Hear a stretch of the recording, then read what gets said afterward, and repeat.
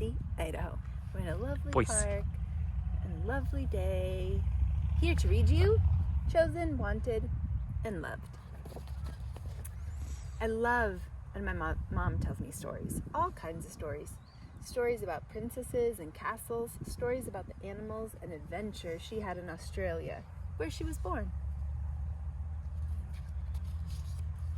She shows me books with pictures of furry koalas, jumping kangaroos, and funny-looking platypuses.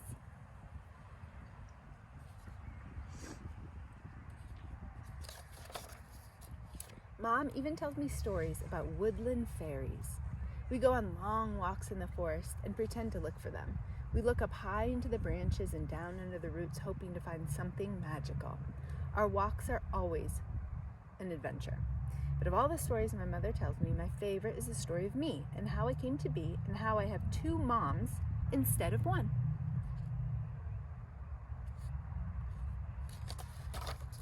Yes, I have two moms. One who gave birth to me, she's my birth mom, and my real mom who adopted me. I call her my real mom because she has been there for me from the day I was born.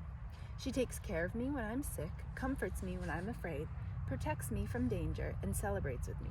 My real mom has always been there when I needed her. She says she and my dad waited a long time for me and will love me forever. My birth mom must have loved me too. She loved me enough to give me to my real mom and dad.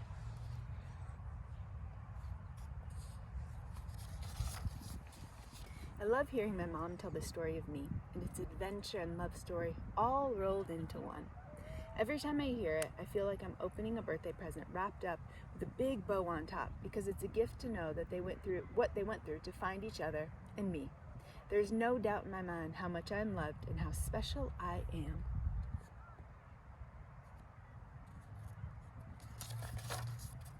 My mom always starts my story with, once there was a little boy from Kansas and his name was Leonard. She tells me how Leonard dreamt of growing up and traveling the world, but when he was young, he had many chores to do on his farm. So he fed the horses and took care of all the other farm animals. He couldn't wait to grow up and go on adventures.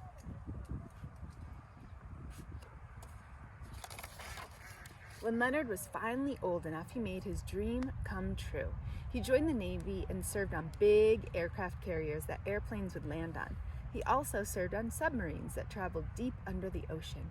He got to visit places like Hawaii and Hong Kong, but it was in a place called Lismore, Australia that he met the love of his life, my mom, Patty. I told you it was a love story. Can you believe he had to travel halfway around the world to find her? They got married and went on to travel the world together.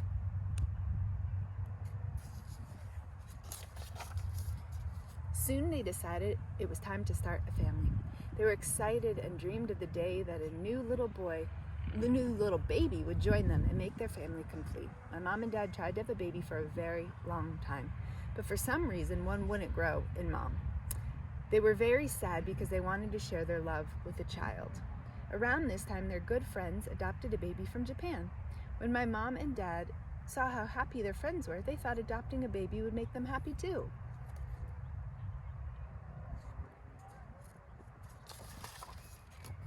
My mom and dad knew that someone would have to grow a baby in her tummy, give birth, and then bravely give the newborn to them. They knew that would be a hard thing for a birth mom to do. So mom and dad prayed about adopting a baby, then began the process of adoption. They started to get excited again, but finding me seemed to take forever. They waited weeks and weeks. Finally, Dad decided they needed more help. He asked his friend Marianne, who was a family doctor back in Kansas, to help with the adoption.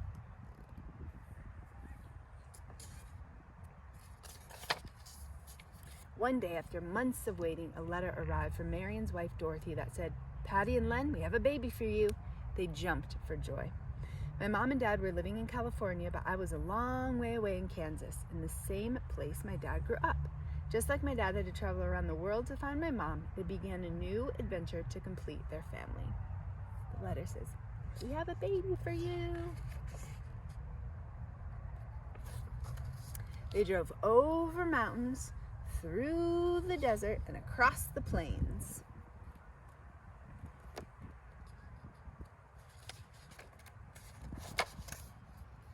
They arrived just in time for me to be born and for the doctor to put me in my parents' arms. I asked my mom one time why my birth mom didn't want to keep me. Mom said she didn't know who gave me up or why, but my birth mother probably knew she couldn't take care of me the way I deserved. My birth mom must have wanted me to have a better life with someone who wanted a baby very badly and would love me forever. My mom said she will always be thankful to my birth mother for giving her the gift of me. Even though my mom and dad are not my birth parents and our family didn't come together as easily as some families, this story has a happy ending.